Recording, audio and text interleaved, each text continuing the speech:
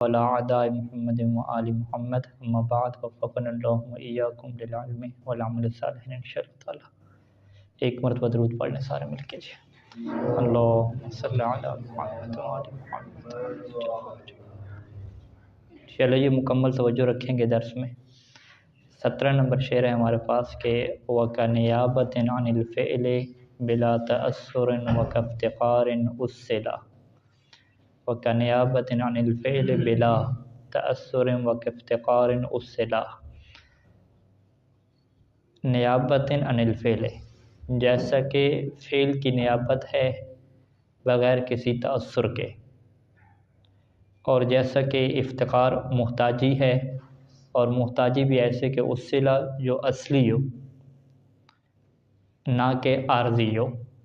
یہ پہلے کیا ہوگا، ترجمہ ہو گیا۔ اب اس کو جو ہے وہ مزید ہم واضح کریں گے تو بات کیا بنے گی۔ یہاں پہ گفتگو وہی جاری ہے کہ اسم جو ہے وہ حرف کے ساتھ جب شباہت پیدا کرتا ہے، ایسی شباہت کے جو اسم کو حرف کے قریب کر دیتی ہے، تو اس اسم کو ہم اپنی اصل سے ہٹا دیتے ہیں۔ اسم کی اصل کیا ہے، معرب ہونا، تو اس کی اصل سے ہٹا کے ہم اسے وہ جو حرف کی اصل ہے مبنی ہونا، اس کے اندر کیا لے جاتے ہیں اور کہتے ہیں کہ یہ ہے تو اسم مگر اب معرب نہیں ہے بلکہ مبنی ہے۔ اور یہ شباہت ہمارے پاس جو ہے وہ پہلے جو بیان ہوئی وہ شباہت وضعی اور شباہت معنوی کیا بیان ہوئی۔ ابھی جو ہے وہ نیابت کا جو عطف ہے وہ کشبہ کے اوپر ہے، وہ کا نیابت و یعنی کشبہ و کا نیابت، یعنی ایک شیابت جو پہلی قسم ہوگی وہ شباہت کی ہوگی۔ شباہت کی دو قسم یعنی انہوں نے بیان کر دیں، ایک طرح سے شباہت وضعی اور شباہت معنوی۔ دوسری قسم جو ہے وہ نیابتاً کی ہے، دوسری کہہ رہا ہوں تیسری ہمارے یہاں اچھا یوں ترتیب بنا لیتے ہیں کہ شباہت وضعی، شباہت معنوی، اور تیسری جو ہے وہ نیابت ہے۔ اس کو شباہت کا نام نہیں دیا ناظم نے نیابت کا عطف کس کے اوپر کیا، شبہ کے اوپر دیا، شباہت کا نام نہیں دیا۔ یعنی کہا کہ ہمارے پاس دو شباہتیں ہیں، شباہت وضعی اور شباہت معنوی، اور تیسری چیز کیا ہے وہ نیابت ہے۔ ٹھیک ہے جی، تو شعر کے مطابق جو ہے وہ اس سے شباہت کا نام نہیں دیا جا رہا، لیکن یہ ہے شباہت ہی ہے۔ ٹھیک ہے، اب وہ شباہت کون سی ہے وہ ابن ناظم کی ہم عبارت پڑھیں گے تو بات واضح ہوگی۔ پہلے ہم فقط شعر کے اوپر کیا فوکس کرتے ہیں۔ کا نیابت یعنی اسم کو مبنی کیا جاتا ہے حروف کے ساتھ شباہت کی وجہ سے، اور پھر جہات شب میں سے پہلی چیز کیا تھی، شبہ وضعی تھی۔ کیا شبہ وضعی میں ہم کیا کہتے تھے کہ یہ جار مجرور، یہ خبر واقع ہو رہا ہے محذوف کے متعلق ہو گیا، اور ذالک کا جو ہے یہ مبتدا اس کی محذوف کیا ہے موجود ہے۔ کا نیابتاً بھی ایسے ہی کہیں گے، نیابتاً کا جب شبہ کے اوپر ہوا تو اب اس کی جو مبتدا ہے وہ بھی کیا ہے محذوف ہے، وذالک کا نیابتاً۔ اچھا یہ جار مجرور جو ہے مبتدا محذوف کے لیے خبر ہو جائے گی۔ عن الفعل، یہ جو جار مجرور ہے عن الفعل یہ اسی نیابت کے متعلق ہوگا، یعنی فعل سے جو ہے وہ نیابت ہوتی ہے۔ اور بلا یہ جو جار مجرور ہے بلا تأثرن، یہاں پہ جو تأثرن ہے یہ مضاف الیہ واقع ہو رہا ہے، اور جو لا ہے یہاں پہ غیر کے معنی میں ہے، یعنی با حرف جارہ لا غیر کے معنی میں جو کہ مضاف ہو رہا ہے تأثر کی طرف، یہ جو ہے وہ لا مضاف ہو رہا ہے، یعنی لا غیر کے معنی میں مضاف ہو رہا ہے تأثر کی طرف، یہ مضاف الیہ با جار کے لیے مجرور واقع ہو جائیں گے، اور یہ جار مجرور جو ہے وہ فعل کے لیے کیا واقع ہوگا، صفت واقع ہوگا، محذوف کے متعلق ہوگے۔ کا نیابت عن الفعل،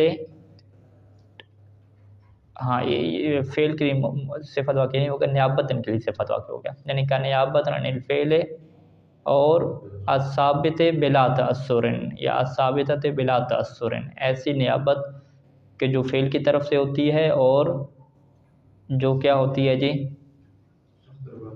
بلا تأثر۔ تو ٹھیک ہے، بس اس کو پھر وہ نعت بنانے کے لیے چونکہ وہ معذوف اس کی صفت بن رہا ہے، تو معذوف کو پھر وہ ثابت کیا کہتے ہیں، ثابت مذکر کا صیغہ نہیں پڑھیں گے، ثابتتن کیا پڑھیں گے تاکہ وہ نیابت کے مطابق ہو جائے۔ کا نیابتن ثابتتن بلا تأثر کیوں ہو جائے گا، کا نیابت عن الفعل ثابتتن بلا تأثر۔ اچھا جی، تو تیسری چیز ہمارے سامنے کیا آئی کہ وہ جو اسم ہے وہ فعل کی نیابت رکھتا ہے، اور یہ نیابت بھی ایسی ہوتی ہے کہ بلا تأثر، پھر اس کے اوپر کوئی اثر نہیں ہوتا. ٹھیک ہے جی. کس چیز کا اثر نہیں ہوتا؟ کیا؟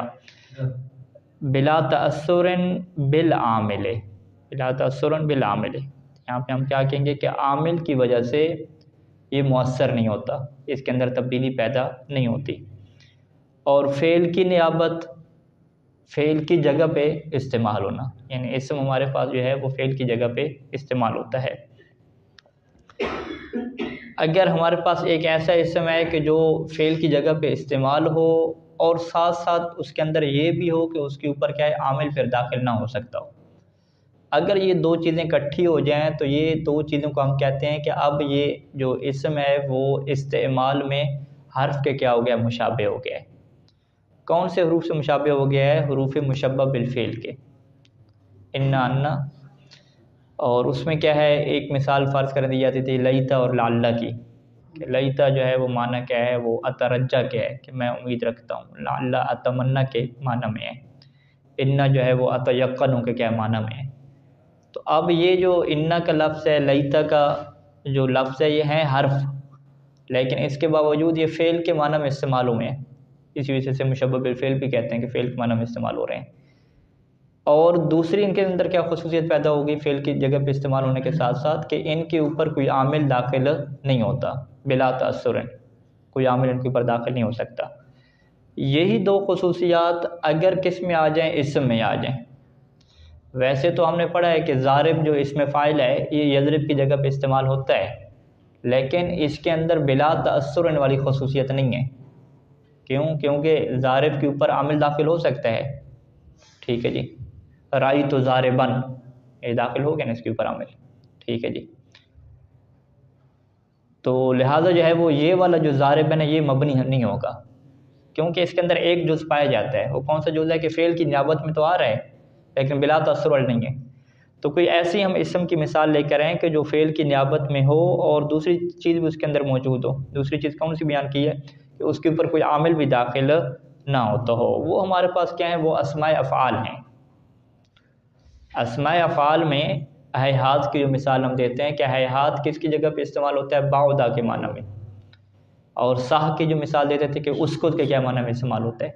تو اب یہ جو صح ہو گیا، حیات ہو گیا، یہ ہیں تو اسم فعل کی نیابت میں آ رہے ہیں. ٹھیک ہو، فعل کی نیابت میں آ رہے ہیں. اور دوسری چیز اس کے اندر کیا پائی جاتی ہے کہ اب ان کے اوپر کوئی عامل داخل نہیں ہوتا. یعنی عربی زبان قدیم میں چلے جائیں تو اس میں فعل کے اوپر کوئی عامل داخل نہیں ہوتا. تو لہٰذا یہ دو چیزیں اکٹھی ہو گئیں. تو ہم نے کیا کہ پاس دو چیزیں اکٹھی ہونے کی وجہ سے اب یہ مشابہ ہو جائے گا کس کے ساتھ؟ حروف مشبہ بالفعل کے. کس میں مشابہ ہو جائے گا؟ استعمال میں مشابہ ہوگا. کہ جیسے وہ استعمال ہوتے ہیں حرف، جیسے وہ حروف استعمال ہوتے ہیں فعل کی جگہ پہ، ایسے ہی یہ اسماء افعال استعمال ہوں گے فعل کی جگہ پہ. جیسے ان کے اوپر جو ہے وہ عامل نہیں آتا، وہ خود عامل واقع ہوتے ہیں، یہ بھی ایسا ہے کہ یہ خود عامل واقع ہوں گے، معمول واقع نہیں ہوں گے. ٹھیک ہے. تو اسی نیابت کو کیا کہتے ہیں؟ شبہ استعمالی کہتے ہیں. یعنی ہم نے اس کا نام کیا دیا ہے؟ شبہ نیابی. شبہ نیابی اس کا نام نہیں استعمال ہوتا، شبہ استعمالی ہوتا ہے. اور شبہ استعمالی کی کیا ہے؟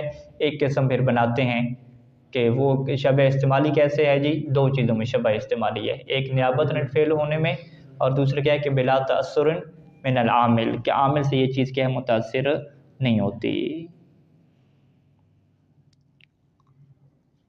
اچھا، یہ کیا ہوگی ہمارے پاس؟ تیسری چیز ہوگی. تیسری آپ شباہت کہتے ہیں، شبہ استعمالی اسے ہم کہہ دیتے ہیں کہ شبہ استعمالی کی جو قسم ہے جسے شبہ نیابی بھی کچھ لوگوں نے کیا کہا ہے. ٹھیک ہے جی. اگلی جو ہے وہ شبہ افتقاری ہے. وہ کفتقار کا نیابت و کفتقار. افتقار کا کس کے اوپر ہوگا؟ نیابت کے اوپر ہوگا.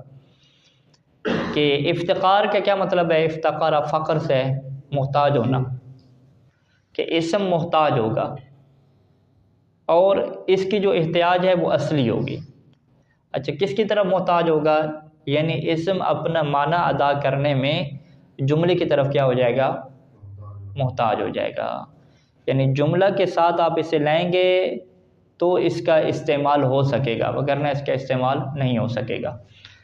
اگر ہم اس کو معنی کے اعتبار سے کہیں کہ یہ اپنا معنی ادا کرنے میں جملے کا محتاج ہے، پھر تو یہ شبہ معنوی میں چلا جائے گا، کیونکہ شبہ معنوی میں ہم یہ کہتے ہیں کہ جس کا معنی غیر مستقل ہوتا ہے، یعنی معنی حرفی ہو جاتا ہے، تو وہ محتاج ہو جاتا ہے جملے کا. لیکن ہم نے اسے شبہ معنوی میں داخل نہیں کرنا. ہم نے کیا کرنا ہے کہ اس کا جو استعمال ہے نا، اپنے استعمال میں یہ محتاج ہے. اپنے استعمال میں کس چیز کا محتاج ہے؟ جملے کا کیا محتاج ہے کہ پورے کا پورا جملہ آئے گا تو کیا اس کا استعمال صحیح ہوگا، وگرنہ اس کا استعمال صحیح نہیں ہوگا. تو اپنے استعمال میں یہ کیا ہوگا؟ محتاج ہو گیا. لہٰذا اس کو بھی کیا کہتے ہیں؟ شبہ استعمالی کہتے ہیں. یعنی شبہ استعمالی کی ایک قسم شبہ نیابی ہو گئی اور دوسری قسم کیا ہوگی؟ شبہ افتقاری ہوگی. تو شبہ افتقاری کیا ہے کہ استعمال میں یہ محتاج ہے، جملے کا کیا محتاج ہے. اچھا، جتنے بھی ہمارے پاس حروف ہیں وہ حروف کہتے ہیں کہ پورے جملے کے اندر استعمال ہوں گے تو تب کیا ہے ان کا معنی کیا ظاہر ہوتا ہے. اور کچھ حروف تو ایسے ہیں کہ جن کے بعد پورے جملے کا ہونا کیا ضروری ہے. وہ ان حروف کی کیا مثال لیتے ہیں؟ حروف شرط لیتے ہیں کہ حروف شرط ہمارے پاس کیا ہے؟ مثلا ان ہے تو ان کے بعد پورا جملہ ہونا چاہیے. ان جاء زیدن، جاء زیدن پورا جملہ ہے. چاہے یہ جملہ جو ہے وہ ظاہری ہو، ہمیں نظر آ رہا ہو، یا مقدر میں بھی ہو سکتا ہے. ٹھیک ہے جی. تو کسی نے کوئی جملہ کہا، آپ نے کہا وہ ان، پھر کیا ہو گیا؟ ان کے بعد کیا ہے کہ اگرچہ وہ آ بھی گیا ہو تو نے کہا ٹھیک ہے. اس نے کہا کہ اگر جو ہے وہ فرض کریں، اس نے کہا کہ ان لم تدرس، ٹھیک ہے، تو فاضربک، اگر تم پڑھو گے نہیں تو میں کیا تمہیں ماروں گا. اس نے کہا وہ ان، ٹھیک ہے، پھر کیا ہو گیا؟ ٹھیک ہے. تو وہ ان کیا مطلب؟ یعنی وہ ان تضرب، یا اگر تم مارو گے، یا وہ لم ادرس، پھر کیا ہو جائے گا؟ کچھ بھی کیا اس کے بعد کیا ہے؟ مقدر رکھ سکتے ہیں. تو لہٰذا جو ہے وہ حرف شرط میں کیا ہوتا ہے؟ اس کے بعد جملہ آتا ہے، چاہے وہ جملہ محذوف ہو یا جملہ کیا ہے؟ ظاہر ہو. اسی طریقے سے کچھ اسماء بھی ایسے ہیں کہ جن کے بعد پورے جملے کا آنا کیا ہے؟ ضروری ہے. وہ اسماء کون سے ہیں؟ اسماء موصولہ ہیں. الذی، الذی جو ہے وہ صلہ کو چاہتا ہے، اور صلہ کیا ہوتا ہے؟ پورا جملہ ہوتا ہے. ٹھیک ہے. صلہ کیا ہوتا ہے؟ جملہ ہوتا ہے اور اس کے اندر ضمیر ہوتی ہے جو اس کی طرف کیا ہے؟ پلٹتی ہے. رأیت الذی، الذی کے بعد آپ کیا کہیں گے؟ درسنی، ضربنی. ٹھیک ہے. پورا ایک جملہ لگائیں گے الذی کے جو کیا واقعہ ہوگا؟ صفت واقعہ ہوگا. تو لہذا شباہت افتقاری یا شبہ افتقاری کا کیا مطلب ہو گیا جی؟ کہ ایک اسم ہے جو استعمال میں حرف کی طرح ہے. کس بات میں؟ کہ جس طریقے سے کچھ حروف ایسے ہیں ہمارے پاس کہ جو پورے جملے کی طرف محتاج ہوتے ہیں، اسی طریقے سے کچھ اسماء بھی ایسے ہیں کہ جو پورے جملے کی طرف کیا ہوتے ہیں؟ محتاج ہوتے ہیں. اب الصلہ جو ہے یہ افتقار ان کی کیا صفت ہے؟ الصلہ، الصلہ سے فعل مجہول بنایا الصلہ، اور یہ تثنیہ کا صیغہ نہیں ہے، یہ واحد کا صیغہ ہے. اور اس پہ جو الف آئی ہوئی ہے، اس الف کو کیا کہتے ہیں؟ الف اطلاق کہتے ہیں. الف اطلاق یعنی جو قافیہ کو درست کرنے کے لیے آتی ہے، کیونکہ پہلے میں لا تھا، ٹھیک ہے، تو اسی لا کے مطابق اس کو کرنا ہے. اوپر شعر میں کیا آ رہا تھا؟ ہونا آ رہا تھا، تو اس کے کیا مطابق کرنا تھا، تو اس وجہ سے الف اطلاق لگا دی. وگرنہ یہ کیا ہے؟ واحد مذکر غائب کا صیغہ ہے، اور افتقار ان کے لیے کیا صفت واقع ہو رہا ہے. یعنی ایسا افتقار کہ جو کیا ہو؟ اصلی ہو. افتقار اصلی. افتقار اصلی کسے کہتے ہیں؟ کہ ایک اسم جو ہے وہ اپنی اصل جو حالت ہے اس میں وہ محتاج ہو صلہ میں، نہ کہ اس کے بعد حالات آپ کے ایسے ہوتے ہوں کہ وہ کیا ہے؟ صلہ کی طرف محتاج نہ ہو. تو ایسا نہ ہو. یعنی ہمیشہ سے جب بھی یہ اسم آیا ہے وہ ہمیشہ صلہ کی طرف محتاج ہوتا ہے، تو اسے کیا کہہ دیتے ہیں؟ افتقار اصلی اصلی ہے.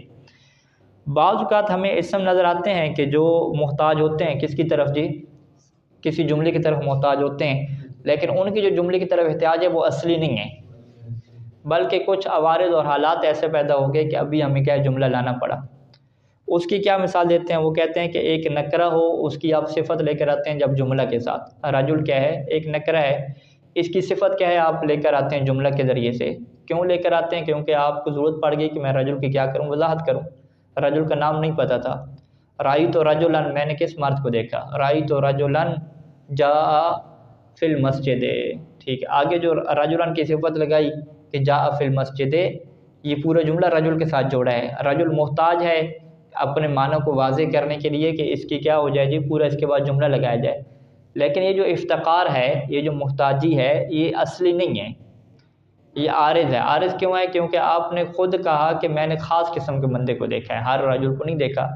تو چونکہ آپ ایک خاص معنی لینا چاہ رہے تھے تو اس کے لیے آپ کو کیا صفت لگانا پڑے گی کہ رأیت رجلاً جاء فی المسجد یا رأیت رجلاً ضربک، اس طریقے سے رأیت رجلاً یشکو، رأیت رجلاً یضرب زیداً، یوں کر کے. تو یہ معنی ادا کرنے کے لیے آپ کو عارضی طور پہ ضرورت پڑی ہے کہ آپ رجل کے بعد کیا جملے کا ذکر کریں، اگر نہ رجل کے بعد جملے کا ذکر کرنا ضروری نہیں ہے.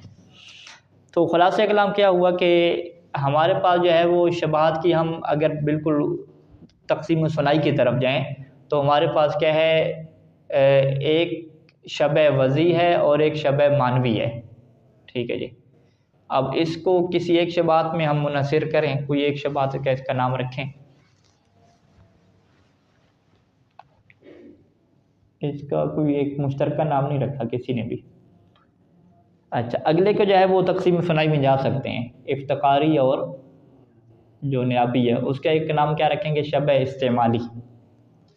شبہ استعمالی رکھ کے اس کے کیا آگے بنا دیں گے، دو کیٹیگری بنا دیں گے کہ شبہ استعمالی کی پہلی قسم کیا ہے جی، شبہ نیابی، اور دوسری قسم کیا کہہ دیں گے، شبہ افتقاری کہہ دیں گے.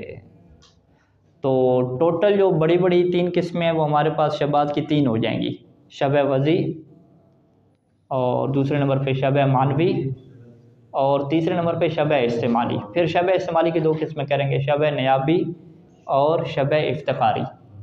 تو ٹوٹل اگر آپ گنوائیں تو چار ہو جائیں گی، شبہ وضعی، شبہ معنوی، شبہ افتقاری، وہ تو چوتھے نمبر پہ نا، اس سے پہلے کیا تھی، شبہ نیابی اور شبہ افتقاری آ جائے گی. ٹھیک ہے جی.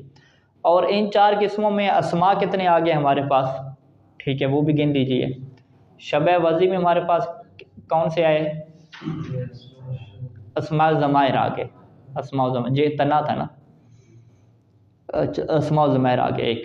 شبہ معنوی ہمارے پاس کتنے اسم ہیں، تین ہیں.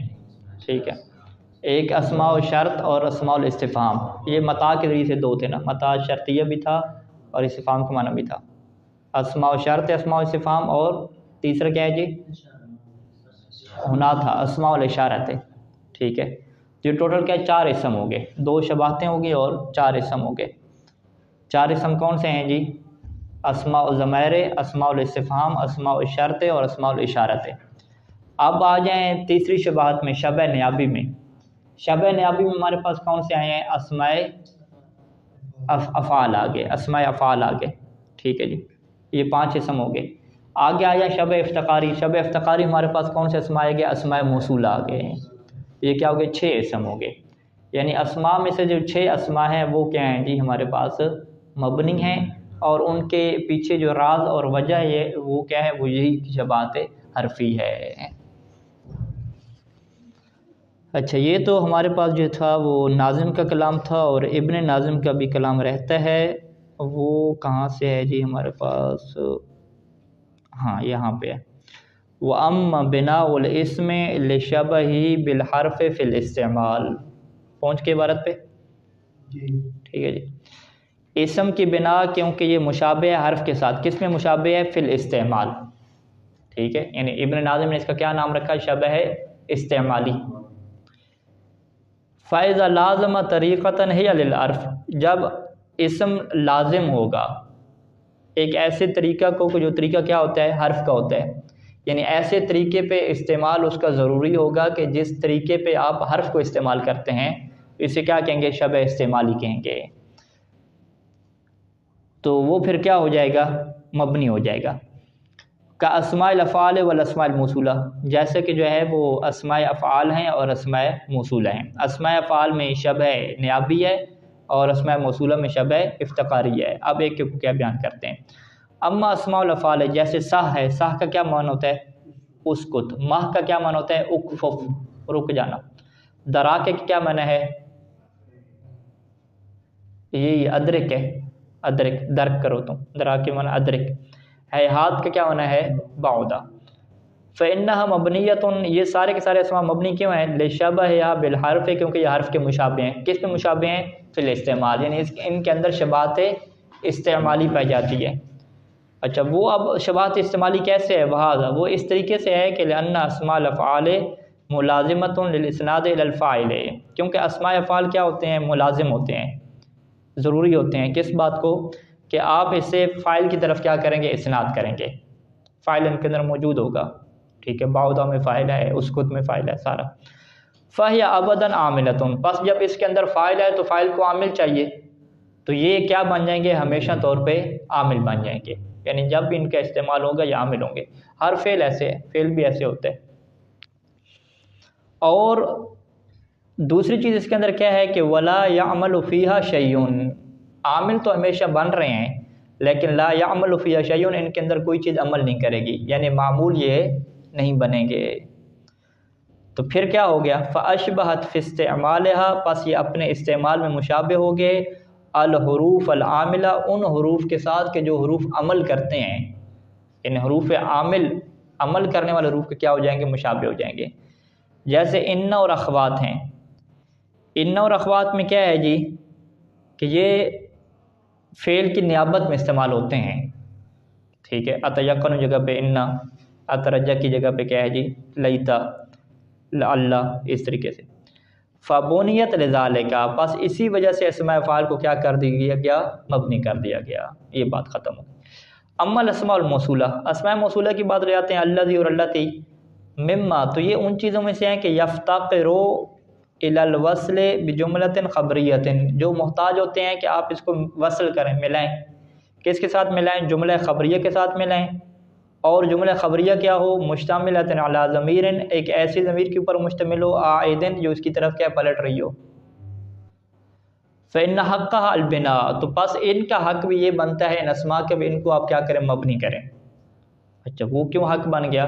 لأنها، تو لازم الجمل، کیونکہ یہ جملوں کو کیا ہوتے ہیں؟ لازم ہوتے ہیں، جملوں کے بغیر یہ استعمال ہی نہیں ہوتے، پورے میں جملہ چاہیے ہوتا ہے۔ تو فہی کالحروف فی الاستعمال، کیونکہ یہ پھر کس کے ساتھ ہو جائیں گے؟ یہ حروف کی طرح ہو جائیں گے استعمال میں، کہ حروف بھی جو ہے وہ جملوں کے ساتھ استعمال ہوتے ہیں، اب یہ اسم بن کے ان کو بھی کس کی ضرورت پڑ رہی ہے؟ جملے کی کیا ضرورت پڑ رہی ہے؟ فإن الحروف بأسرها، حروف جو تمام کے تمام ہیں، لا تستعمل الا مع الجمل، وہ استعمال نہیں ہوتے مگر جملوں کے ساتھ استعمال ہوتے ہیں۔ اما ظاہرتاً، یا تو جملہ ظاہری طور پہ آ جائے گا، جیسے ان جاء زید میں آ گیا، یا کیا ہے؟ جملہ مقدر میں آپ رکھیں گے، جیسے کہ جو ہے وہ جب اس سے کہا گیا، ٹھیک ہے، جس نے جناب زہرا کے دروازے پہ حملہ کیا گیا، تو اس سے کہا گیا کہ ان فی الدار فاطمہ، یہ جب جملہ کہا گیا کہ ان فی الدار فاطمہ، تو اس کے جملے کیا ہیں؟ قال و ان، ٹھیک ہے، اس نے آگے سے ان کہہ دیا، تو ان کے بعد پورا جملہ کیا ہے؟ معذوف ہے، یعنی و ان کانت، اگرچہ کیا ہے؟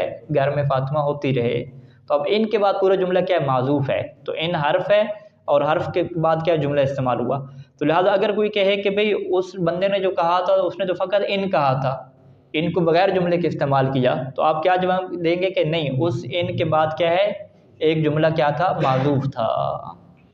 تو لہٰذا حرف کبھی بھی آئے گا تو اس کے بعد کوئی نہ کوئی جملہ ہوگا، یا ظاہری ہوگا یا کیا ہوگا؟ معذوف ہوگا۔ اچھا جی، اب یہاں پر بھی کیا ہے؟ اسماء موصولہ میں بھی ایک بات ہے کہ وَلَوْ عَارَضَ شَبْهَ الْحَرْفِ فِي الْاِسْتِعْمَالِ مَا يَقْتَضِي الْإِعْرَابَ، اگر یہ جو شباہت حرف کی ہے استعمال میں، اگر اس کے ساتھ معارض ہو جائے وہ چیز کہ جو اعراب کا تقاضا کرتی ہے، تو عُمِلَ بِهِ، تو پھر اسی کے مطابق کیا عمل کریں گے۔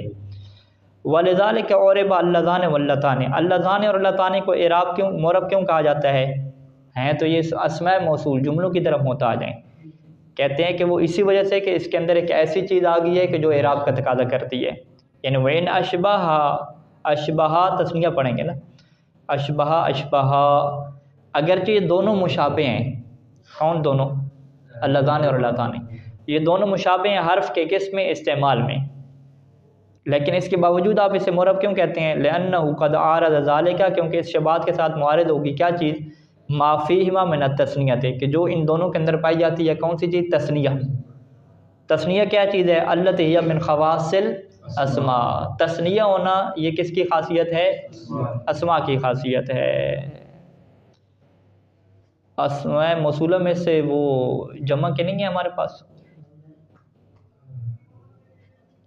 الذی، اللذان، الذین ہے نہیں جمع کے لیے، ہے نا، لیکن ان کو مبنی نہیں کہتے، ان کو کیا ہے، ان کو معرب نہیں کہتے یہ لوگ. ہاں جمع تو اسم کا خاص ہے نا، تو یہی سوال ہے نا. ٹھیک ہے، تو یہ سوال ہے، اس کے جواب تلاش کریں بھائی کہ اسماء موصولہ جو جمع کے لیے آتے ہیں، جمع کے لیے جو آتے ہیں، کیا وہ مبنی ہیں یا معرب ہیں.